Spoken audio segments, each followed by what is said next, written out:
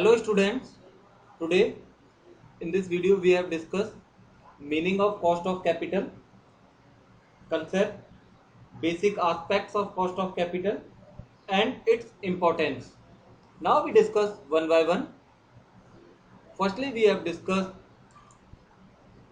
concept of cost of capital.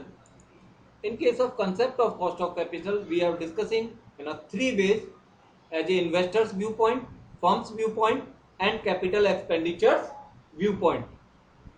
Now first one is investor's viewpoint. The measurement of the sacrifice made by investor in order to capital formation, or we can say with this example, Mr. X, an investor, invested in a company's equity share an amount of rupees 1 lakh instead of investing in a bank fixed deposit which pays 7% interest. Here, investors had sacrificed 7% interest for not having invested in the bank accounts. Now, second one is firm's point of view.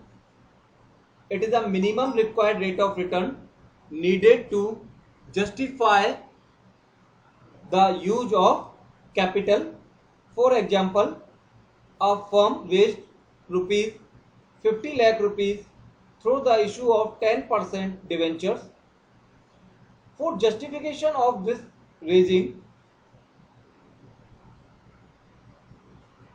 firm must be earned 10% rate of return on this particular investment. Our discussion maximum going on the firm's viewpoint. Third one is capital expenditure viewpoint. The cost of capital is the minimum required rate of return or the hurdle rate of or target rate or cutoff rate or any discounting rate used to value of cash flow. For example, firm A is planning to invest in a project that requires rupees 20 lakhs as an initial investment and it provides cash flow for 5 years period. Therefore, conversion of the future 5-year cash inflows into present values, we need the cost of capital. For this, we have also discussion capital investment decisions. Now, here we discuss only firm's viewpoint. By the Milton H. Spencer says, cost of capital is the minimum required rate of return which a firm requires as a condition for undertaking an investment. Or by the Solomon, the cost of capital is the minimum required rate of earnings or the cutoff rate of capital expenditure. On the basis of above these two definitions, we can say that cost of capital is that minimum rate of return which a firm must and is expected to earn on its investments so as to maintain the market value of its shares. Okay, now we have discussed basic aspects of cost of capital. First aspect of this, it is not a cost as such. Basically, cost of capital is not a cost. It is the rate of return that a firm requires to earn from its project, from its business. Clear? Second one is, it is minimum rate of return. Cost of capital of a firm is that minimum rate of return which will at least maintain the market value of the shares. If our rate of return is lower than our cost of capital, so our market value of the share goes down. If our rate of return is higher than cost of capital, then maximize our value of the shares. Now, Cost of capital is also have a three components.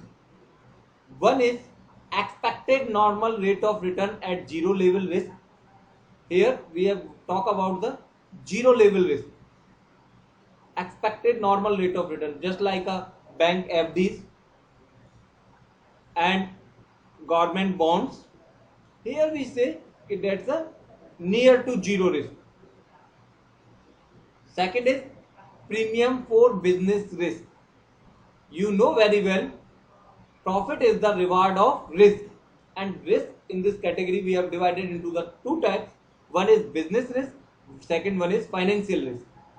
Business risk related to their operating expenditures, operating cost, operating failures, just like you are not optimum utilization of machinery, your resources, your human resource, etc., or any kind of changes in by the government policies that is not a favor of your organization or your business. That kind of risk is called business risk. But when we talk about the financial risk, it is a debt risk. If you increase the debt in your business, that is also lossable or riskable to you. So if you taken a debentures and pay interest on that and take that kind of risk, that is a premium of that financial risk. Cost of capital represented by K, financial risk represented by F, business risk represented by B, and zero rate of return at zero level risk is represented by R. So we can say cost of capital is a R plus B plus F. Means these three components basically belong to our cost of capital. If in our business increase the business risk, then automatically our cost of capital for equity shareholders also increases. If we increase the debt proportion, that our financial risk also increases. Clear? That is a constant related to our business activity. Okay. Now we discuss significance of cost of capital, or we can say importance of cost of capital. First one is designing optimal capital structure.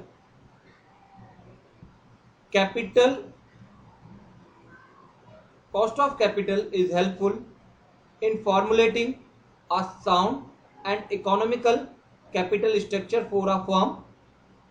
The debt policy of a firm is significantly influenced by the cost consideration.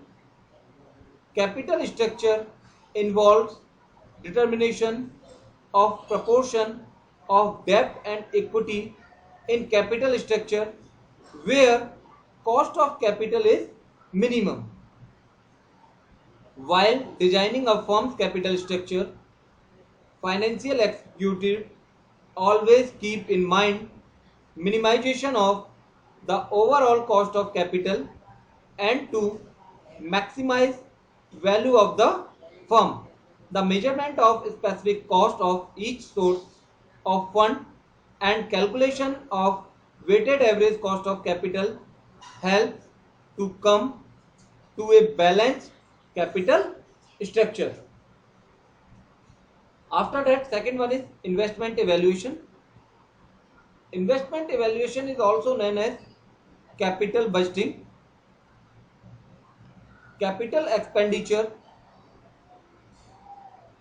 means investment in long-term project like investment of new machinery. It is also known as capital budgeting expenditure. Capital budgeting decisions requires a financial standard, that is a cost of capital, for evaluation by the different methods of capital budgeting, just like a net present value method, internal rate of return method, payback period method, post payback period method, or any kind of discounting or non-discounting method of the capital budgeting. We accept the investment project if our capital budgeting techniques allow to accept this particular project.